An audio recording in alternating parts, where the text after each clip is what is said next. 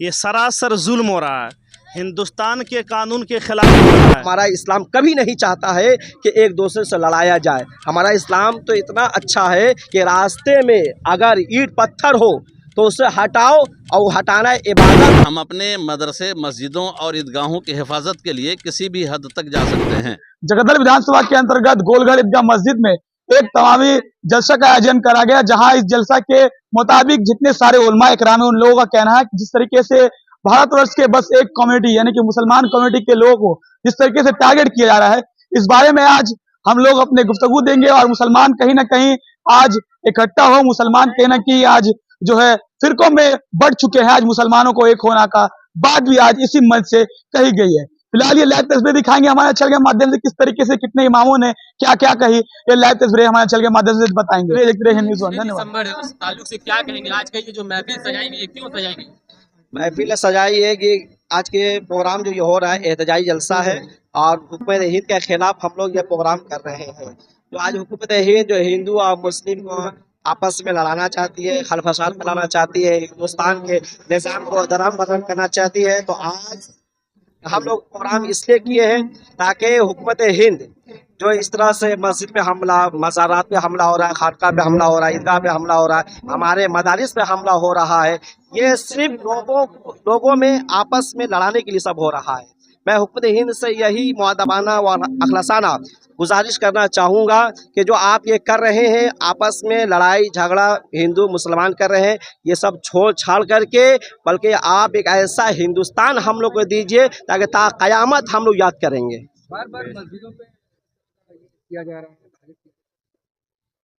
बस अपना मतलब कि हमारी हुकूमत रहे, हमेशा हमें ऐसे ही लोगों में लड़ाना है और कोई बात नहीं है। लेकिन हम लोग जो है अमन परस्त हैं, हम लोग मोहब्बत परस्त हैं, और हम लोग हमेशा चाहते हैं कि लोगों को अमन का पैगाम दे, मोहब्बत का पैगाम दे। हम लोग यही चाहते हैं कि लोगों से भी हमको मोहब्बत का पैगाम मिले। लेकिन हमारा इस्लाम कभी नहीं चाहता है कि एक दूसरे से लड़ाया जाए। हमारा इस्लाम तो इतना अच्छा है कि रास्ते में अगर ईंट पत्थर हो तो उसे हटाओ, और हटाना इबादत है, सवाब भी मिलेगा, और लोगों को तकलीफ से बचाओ। सबसे पहले तो हम लोग एक इंसान है जी जी। जो हम लोग के ऊपर जगह जगह इस प्रकार से हमला होता है, इंसान इंसान के ऊपर हमला करता है। जैसे बांग्लादेश में हिंदुओं के ऊपर हमला हो रहा है, कहीं मुसलमानों पर हिंदू लोग हमला कर, ऐसा क्यों हो रहा है? ऐसा तो नहीं होना चाहिए। हम लोग एक ऊपर वाला की शक्ति, एक शक्ति है जो हम लोग को जन्म दिया है, फिर हम लोग इंसान होकर इंसान में भाग क्यों कर रहे हैं? इस तरह का नफरत का माहौल क्यों चारों तरफ फैल रहा है? देखिए, बांग्लादेश में जो हिंदुओं पे हमला हो रहा है, उन पर अत्याचार हो रहा है, ये सिर्फ ये एक साजिश रची जा रही है, समझे। और जो असल मुसलमान होगा एक दूसरे में जुल्म नहीं करेगा, जो सही मुसलमान होगा वो जुल्म नहीं करेगा। बस ये साजिश हो रहा है, सियासत के तौर पे ये सब हो रहा है। क्योंकि इस्लाम में तो लिखा गया है कि प्रेम, हाँ प्रेम है, प्रेम ही सबसे बड़ा धर्म है। हाँ हाँ, इससे बड़ा धर्म कोई नहीं होता है। प्रेम है, मोहब्बत है, और हमारा इस्लाम हमेशा से और अभी तक सुबह क़यामत तक मोहब्बत का पैगाम दिया है। बीजेपी मुसलमानों को जानबूझ के टारगेट कर रही है। अपने हुकूमत को रखना चाहते, इस वजह से ऐसा हो रहा है। ठीक है। कभी खानकाहों पर, कभी दरगाहों पर, तो कभी मुस्लिम इमारतों पर जिस तरीके से एकाएक करके सरकार के द्वारा एलिगेशंस लगाए जा रहे हैं, और साथ ही साथ जांच पड़ताल की टीम भी को अनुमति दी जा रही है। हिंदू महासभा का कहना है इस जगह पे मंदिर है, कभी दिल्ली के जामा मस्जिद पे बात करी तो कभी संभल के शाही ईदगाह मस्जिद पे। ऐसा मुस्लिम जो है लीडर, आपका क्या कहना है इस तरीके पर? देखिए, मैं मौलाना मोहम्मद आशिकुल कादरी खतीब व इमाम के अला बगान मस्जिद आज ये जगदल क़याम इंसानियत सोसाइटी के बैनर तले जो आज का ये एहतजाजी जलसा मुनक्कद किया गया, उसकी वजह सिर्फ यही है कि जैसा कि अभी आपने कहा, ये हुकूमत की जानिब से मुनाफरत फैलाई जा रही है, इंतशार पैदा किया जा रहा है, और आपस में लगाई बजाई करके झगड़े फसाद की नौबत तक लाने की कोशिश की जा रही है। अब इसमें क्या है, ये एक राजनीतिक मामला है, सभी जानते हैं। लेकिन ये है कि कल तक तो शहरों का नाम चेंज किया जा रहा था, शहरों के नाम बदले जा रहे थे, तब तक तो आदमी खामोश था, चलो कोई बात नहीं है। लेकिन अब तक उसके बावजूद ये मस्जिदों पे यहाँ हमारे भगवान हैं तो वहाँ हमारे भगवान हैं, इस तरह की बात कह करके अपने लोगों को करीब करके मुसलमानों को दूर करने की कोशिश की जा रही है, और इस तरह से झगड़े फसाद की नौबत तक आ रही है बात। और पता चला कि आइंदा आने वाले ज़माने में हमारे यहाँ, हमारे मुल्क में इस तरह से इख्तलाफ होगा तो रशाकशी की सूरत पैदा हो जाएगी, आपस में ही लोग लड़ने भिड़ने लगेंगे। इसलिए आज हम लोगों ने इस तरह से अपनी जानिब से एक दिखावा किया है कि हम आपस में एक ही हैं, बटे नहीं हैं, आप बांटने की कोशिश न करो। इस तरह से मामला गड़बड़ हो जाएगा और हम अपने मदरसे, मस्जिदों और ईदगाहों की हिफाजत के लिए किसी भी हद तक जा सकते हैं। इसीलिए कि कोर्ट का फ़ैसला भी फ़ैसला हुआ करता है। हमारे यहाँ हाई कोर्ट है, सुप्रीम कोर्ट है। किसी के पॉकेट से कोर्ट ये थोड़ी ना कानून निकलता है क्योंकि अपने तौर पर कानून बना दे और ये फ़ैसला साबित करने की कोशिश करे ज़बरदस्ती में। लेकिन देखा यह जा रहा है कि कोर्ट भी इस वक्त, अदालत में भी इस वक्त अदल नहीं हो रहा है और फ़ैसला सही समझ में नहीं आ रहा है। लिहाजा हम लोगों ने ये कोशिश की है कि अभी हम तो ये एहतजाजी जलसा कर रहे हैं, अगर सर से ऊंचा पानी चला गया तो कल हम रोड पे भी आ सकते हैं। और रोड पर आ सकते हैं क्या मतलब, आप गोलियां चला दो मुझ पर, कोई बात नहीं है, हम मर जाएंगे, शहीद हो जाएंगे, कट जाएंगे, जल जाएगा मेरा घर, हमारा सब कुछ तबाह बर्बाद हो जाएगा, हम सब सह लेंगे, लेकिन अपना ईमान बर्बाद नहीं जाने देंगे और इस्लाम से हम कभी इधर उधर नहीं होंगे। तो हम लोगों का यही मामला है और हम यही अपील करना चाहेंगे। हम अपने मिनिस्टरों से, प्राइम मिनिस्टर हों, होम मिनिस्टर हों या जो कुछ भी हों, इनसे मैं यही कहना चाहूँगा कि आप लगाम कसने की कोशिश करो और जो ये इख्तलाफ हो रहा है और इस तरह से शह दी जा रही है और लोगों को एकदम आवारा बना दिया गया है कि जिसको जैसे जो समझ में आता है बकता है, बोलता है, इनको ज़रा सा लगाम दे करके कोशिश ये की जाए कि आपस में इत्तेहाद हो, मोहब्बत को आम किया जाए, पैगाम इस तरह से दिया जाए कि सब हम मिलजुल करके हैं, एक साथ रहें, हम हिंदुस्तानी हैं, हिंदुस्तान में सब लोग हैं और ये हमारा हिंदुस्तान है, सबका हिंदुस्तान है। हम एक रह करके दूसरे का सामना करने की कोशिश करें, आपस में हम नहीं लड़ें। राज तो कर रहा है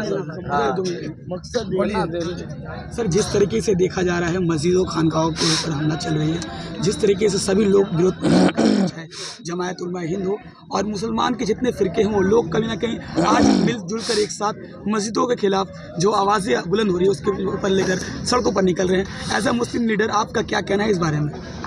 मैं मोहम्मद कलाम हुसैन जामई आपके चैनल के ज़रिया मैं हुकूमत हिंद और भारत के हर अफराद से मैं ये गुजारिश करता हूँ, अपील करता हूँ कि जो भारत में जो हालात में कशीदगी हो रहे हैं, जो हालात आए दिन कुछ न कुछ हो रहा है, फितना फसाद हो रहा है, ये सरासर जुल्म हो रहा है, हिंदुस्तान के कानून के ख़िलाफ़ हो रहा है, हिंदुस्तान के दस्तूर के ख़िलाफ़ हो रहा है, इंसानियत के ख़िलाफ़ है।